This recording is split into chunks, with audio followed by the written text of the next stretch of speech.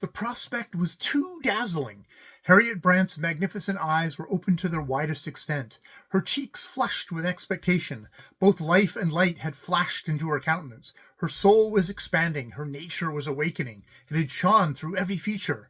The Baroness had no idea that she was so beautiful, and the hungry, yearning look was more accentuated than before. It seemed as if she were on the alert, watching for something, like a panther awaiting the advent of its prey. It was the look that women would have shrunk from, and men welcomed and eagerly responded to. "I should like to go and see you when I go to England, very much," she articulated slowly. "And so you shall, my dear. The Baroness and me, we will be very glad to have you on a visit. You mustn't let that capital of yours lie idle, you know. If it's in your own hands, you must make it yield double to what it does now. You consult Gustav.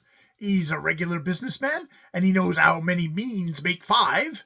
He'll tell you what's best to be done with it. He'll be a good friend to you, and you can trust him with everything." "Thank you," replied the girl, but she still seemed to be lost in a kind of reverie. Her gaze was fixed, her full crimson lips were slightly parted, her slender hands kept nervously clasping and unclasping each other. "Well, you are handsome, and no mistake," exclaimed the Baroness. "You remind me a little of the Duchess of Boulay, before she was married. The first wife, I mean. The second is a poor, pale-faced, sandy-haired creature. How the Duke can stomach her after the other, I can't make out. The first Duchess's mother was a great flame of my grandfather, the Duke of... However, I mustn't tell you that. It's a state secret. I might get into trouble at court. You'd better not say I mentioned it." But Harriet Brant was not in a condition to remember or repeat anything. She was lost in a dream of the possibilities of the future. The bell for déjeuner aroused them at last, and brought them to their feet. They resembled each other in one particular. They were equally fond of the pleasures of the table.